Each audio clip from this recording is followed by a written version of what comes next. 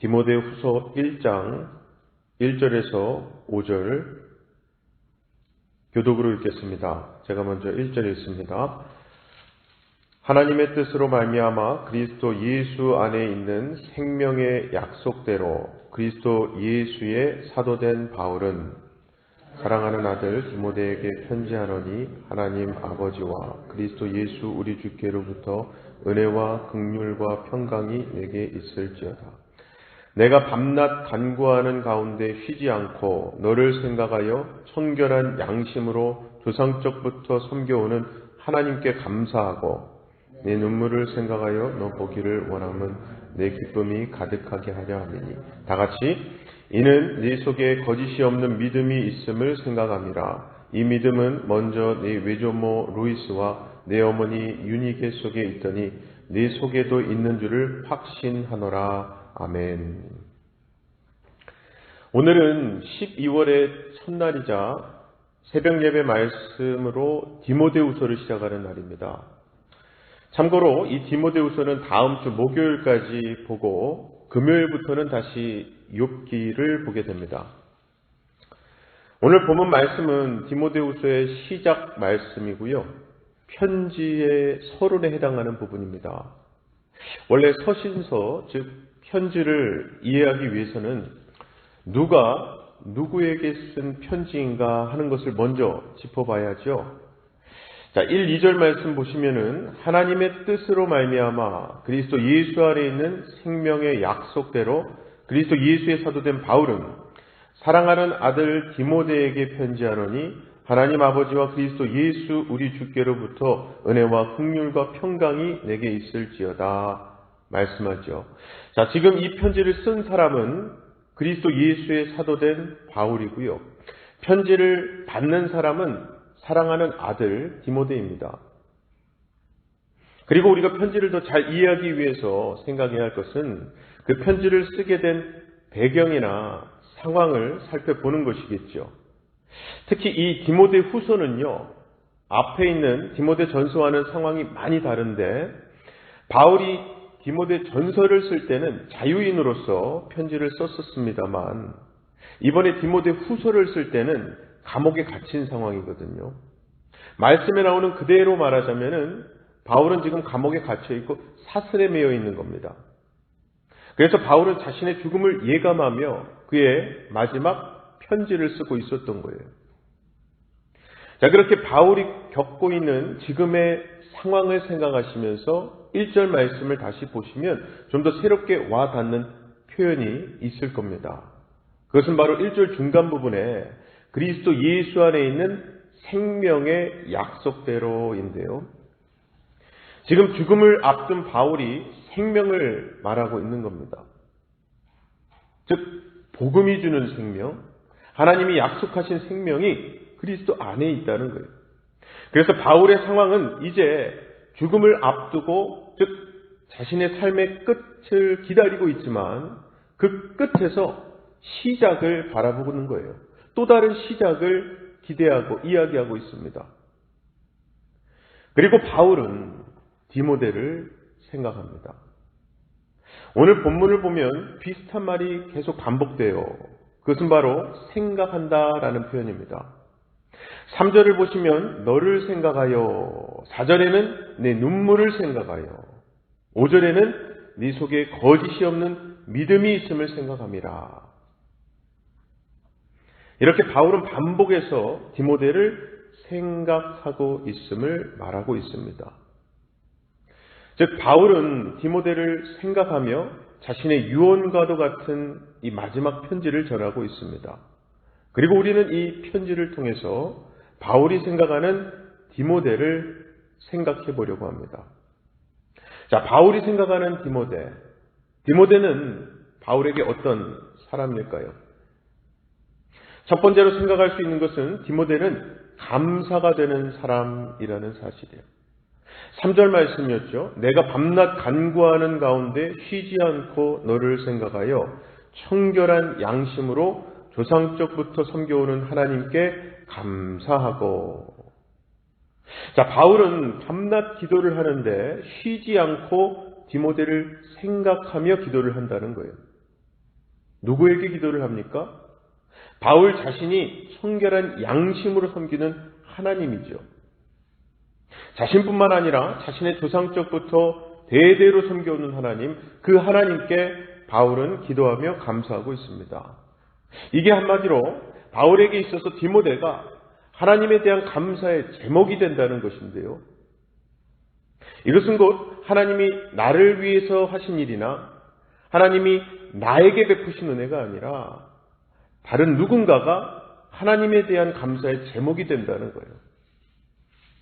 그 사람을 생각할 때마다 하나님께 감사하게 된다는 거죠.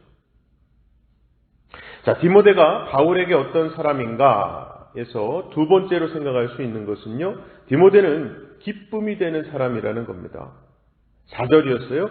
내 눈물을 생각하여 너 보기를 원함은 내 기쁨이 가득하게 하려 함이니. 여기 나오는 디모데의 눈물은 아마도 디모데가 바울과 마지막으로 헤어졌을 때 디모데가 흘렸던 눈물일 겁니다. 바울과 디모데가 언제 헤어졌는지 정확하게 알 수는 없지만 디모데가 흘린 눈물을 보면 이 두 사람의 관계가 참 특별했구나라는 사실을 우리가 알 수 있죠. 그래서 바울은 디모데를 다시 보고 싶어 합니다. 그래서 그 마음을 전하는 거죠. 왜냐하면 디모데를 만나면 기쁨이 가득하게 되기 때문입니다. 바울에게 있어서 디모데는 기쁨이 되는 사람이기 때문에 그래요. 현재 바울 자신이 겪고 있는 여러 가지 안 좋은 상황과는 관계없이 얻을 수 있는 기쁨이 있더라는 겁니다. 자, 도대체 디모데는 어떻게 바울에게 그렇게 기쁨이 되는 사람이 되었을까요? 즉, 디모데는 어떻게 바울의 감사가 되었고 바울의 기쁨이 되었을까? 일단 그저 디모데가 착해서, 디모데가 바울의 말을 잘 들어서 등등 그런 외적인 것들이 이유가 되는 것은 아닐 겁니다. 진짜 이유는 그 속에 있는데요. 5절 말씀입니다.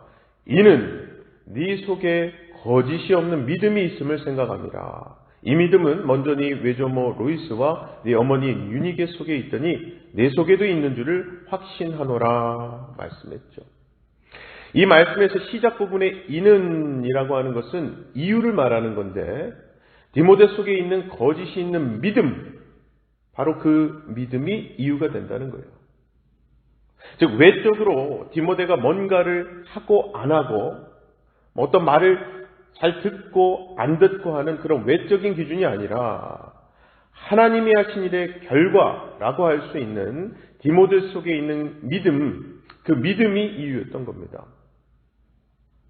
그리고 그것이 바로 디모데가 어떤 사람인가 하는 세 번째로 연결되어지는 것인데 그것은 바로 디모데는 믿음이 있는 사람이라는 사실이에요.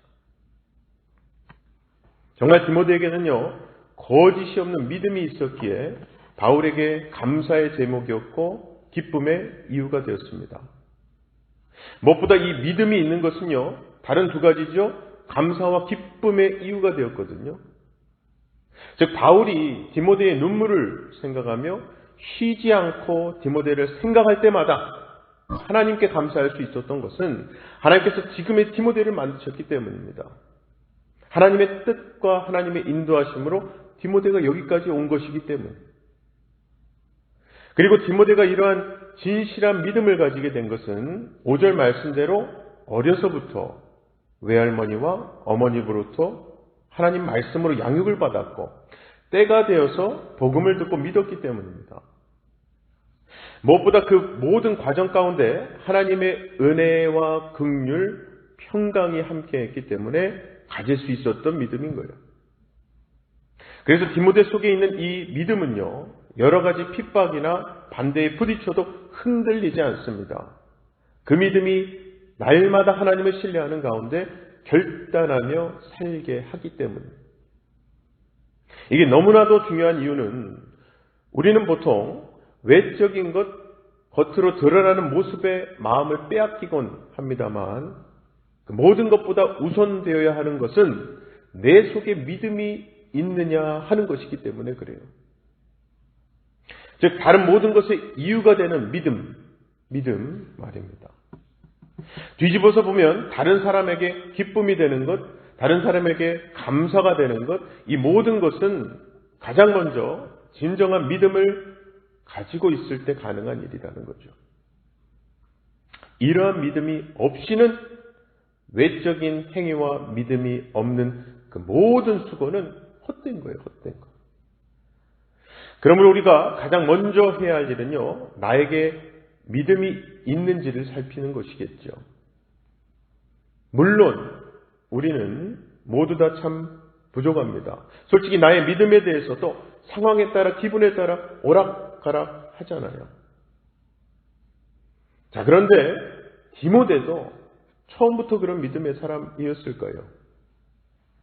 바울에게 있어서 디모데가 처음부터 감사가 되고 기쁨이 되고 믿음이 있는 사람이었을까요?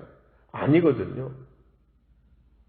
사실은 그게 다 하나님의 은혜이고 하나님의 뜻 안에서 하나님이 역사하신 결과입니다. 즉 하나님께서 그를 빚어주셨기에 하나님이 쓰시기 합당한 도구가 되었던 것이고 하나님이 허락하신 자리에서 하나님의 일을 감당할 수 있었던 거죠.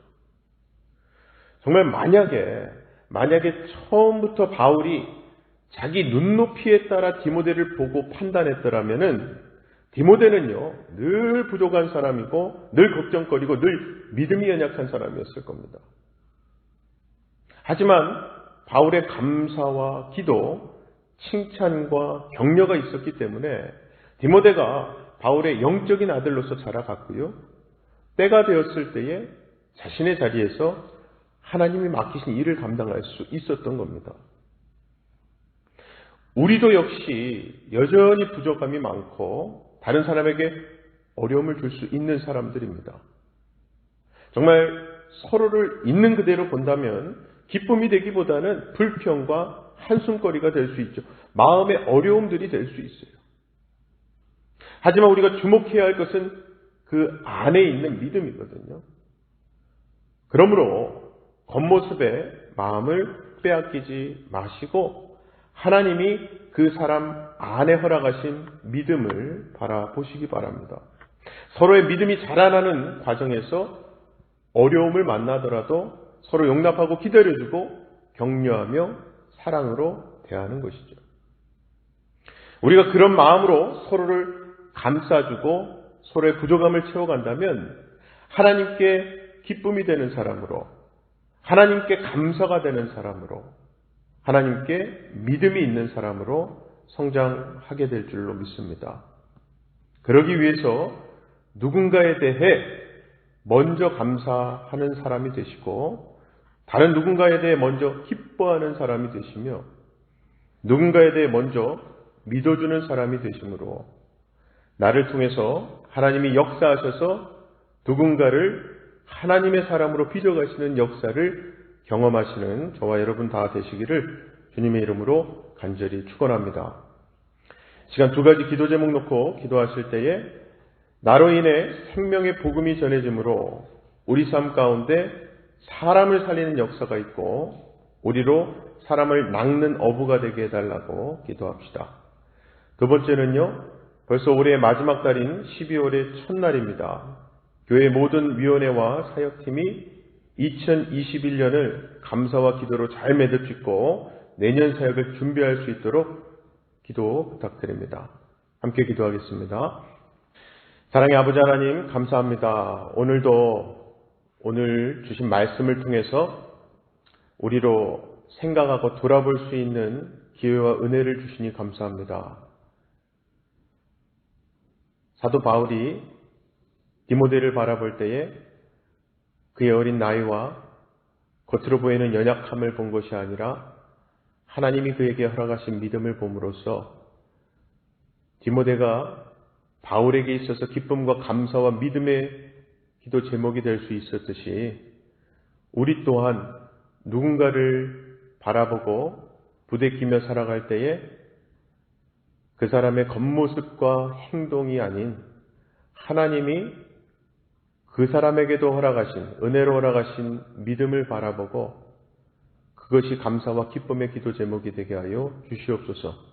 무엇보다 나 또한 너무나 부족하고 연약한 사람이기에 내가 어느 누군가에게도 하나님이 허락하신 믿음이요, 기쁨이요, 감사의 기도 제목이 될 수 있도록 우리 안에 내주하고 계신 성령님 드러낼 수 있는 예수 그리스도의 향기를 풍길 수 있는 우리의 삶이 될 수 있도록 도와주시옵소서.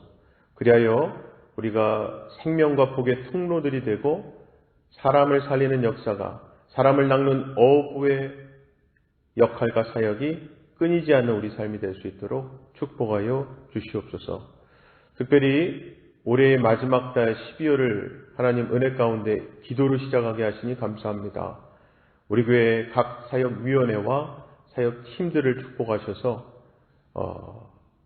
올해 주신 하나님의 크신 은혜에 대해서 감사할 수 있도록 도와주시고, 무엇보다 하나님이 주신 은혜와 합력케 하심으로 내년도 사역을 준비할 때에 특별히 내년에 함께 교회를 섬기게 되실 우리 김혜길 목사님과 함께 하나님이 주시는 넘치는 비전을 바라보고 소망을 품고 하나님의 그림을 그려갈 수 있는 우리 모든 사역위원회, 사역팀, 성도들이 되게 하여 주시옵소서. 믿고 감사드리며 예수님 이름으로 기도하옵나이다. 아멘.